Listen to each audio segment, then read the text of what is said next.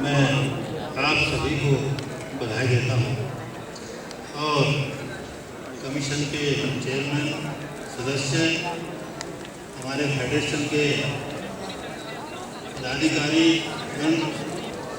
नाम लेने में टाइम लगेगा, 2 मिनट का समय है। मैं ज़्यादा बात नहीं करना चाहता क्योंकि सवेरे से बहुत बातें हो गई हैं, बाबा साहब के बारे में बहुत कुछ बताया गया है। मैं एक बात कहना चाहता हूँ कि यहाँ पर कई वक्ताओं ने कहा है कि बहुत सारे संगठन बन गए हैं समाज के अंदर। हम भी समझते हैं कि हजारों की संख्या में संगठन है पूरे देश में, लेकिन उन संगठनों को इकट्ठा करने के लिए ही हम लोगों ने ये कंसेप्ट तैयार किया था, कन्फेडरेशन का, फेडरेशन का बाद में किया। पहले कन्फेडरेशन बना था, उसके बाद फेडरेशन में बदल गया। ये कंसेप्ट इसीलिए तैयार किया गया था कि जितने भी देश के अंदर संगठन हैं, चाहे वो कर्मचारियों के हैं, चाहे वो नॉन कर्मचारी के, समाज के अंदर जितने भी संगठन हैं, हम उनको इकट्ठा कर सकते हैं और वो परिषद या महासंघ के माध्यम से ये शुरू किया गया।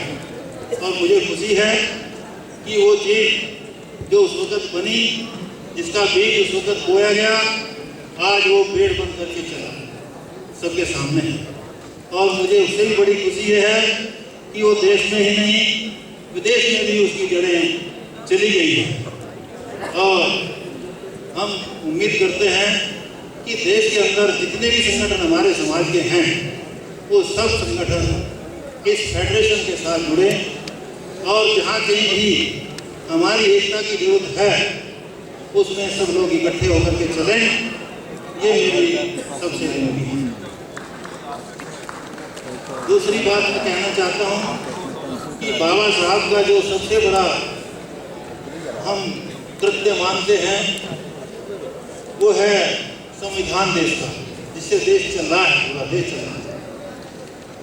संविधान के अंदर 395 आर्टिकल लिखे बाबा साहब ने, बहुत आरक्षण थी, सब ने मान लिया। लेकिन जितनी भी सरकारें आज तक संविधान लागू होने के बाद चल रही हैं, मैं किसी पार्टी की बात नहीं करता, सभी की बात है कि कोई भी सरकार ईमानदार नहीं रही है। संविधान के प्रति कोई भी सरकार ईमानदार नहीं है। इतने बढ़िया बढ़िया आर्टिकल लिखे गए हैं, छुआछूत के ऊपर इतना स्ट्रॉन्ग लिखा गया है, उसको पनिशेबल कहा गया है, लेकिन उसके बाद आज तक भी देश में छुआछूत चल रही है। आप लोग उदाहरण जानते ही हैं, बाबू जगजीवन राम का उदाहरण देते हैं, जीतन राम मांझी का उदाहरण तो नया ही है। चीफ मिनिस्टर होते हुए उसके साथ भी छुआछूत बरती गई मंदिर के अंदर। लेकिन यहाँ की सरकारों ने उस एक्ट के खिलाफ, उस छुआछूत के काम के खिलाफ कोई एक्शन नहीं लिया। इससे क्या विदित होता है कि जब कोई एक्शन सरकार नहीं लेती तो उसका बढ़ावा अपने आप मिलता है। इसी प्रकार से आज नई जो एक उदाहरण आपके सामने है जस्टिस कर्णन का, जस्टिस कर्णन का उदाहरण एक ऐसा है जहां उच्चतम स्तर पर अन्याय हुआ है, उच्चतम स्तर पर छुआछूत की बात हुई है।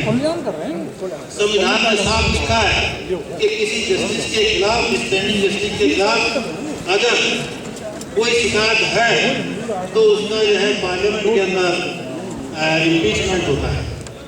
लेकिन सुप्रीम कोर्ट ने उसको जबरदस्ती ऐसा कह दिया और उसके खिलाफ कुछ मिला नहीं तो सिर्फ अवमानना की बात को नोट कर लिया। अवमानना तो उन्होंने जानबूझ के उससे करवाई कि प्रधानमंत्री को लेटर लिख दिया तो उसका जवाब तो प्रधानमंत्री जी को देना चाहिए, लेकिन नहीं, उसको ऐसी हालात में डाल दिया कि सुप्रीम कोर्ट से उसको सजा दिलवा दी। तो इस प्रकार का जो संविधान के प्रति बेरुखी है सरकारों, वो चलती जा रही है। अभी सहारनपुर की घटना आपके सामने और बहुत सारी पिछले साल 16-17 घटनाएं हुई, उनके खिलाफ लिखा गया। अभी सहारनपुर की है और कई घटनाएं मेरे पास लिखी हुई है, उनके खिलाफ लिखा है। तो हम ये देखते हैं कि चाहे राज्य सरकार हो चाहे केंद्र सरकार हो, वो इस मामले पर हमारे मामलों को हमें जरूरत है इकट्ठे होकर के इस बात को, अपनी बात को फोर्स करने की। और प्रधानमंत्री जी से विशेष रूप से इस मंच के माध्यम से निवेदन करना चाहता हूँ कि जो ये घटनाएं हमारे सामने इस वक्त मौजूद हैं, इन पर वो व्यक्तिगत रूप से ही विचार करें, किसी के ऊपर डाले नहीं। उनके नोटिस में आ गया है तो इन दलितों को, इन SC/ST के लोगों को इस देश में बराबरी का हक देने की बात तो करते हैं, लेकिन वो प्रैक्टिकली नहीं हो रहा है, बातें हो रही है। मेरा निवेदन है प्रधानमंत्री जी से कि जो कुछ वो कह रहे हैं उसको जमीन पर भी उतारें। इन्हीं सबों के साथ अपनी बात करेंगे।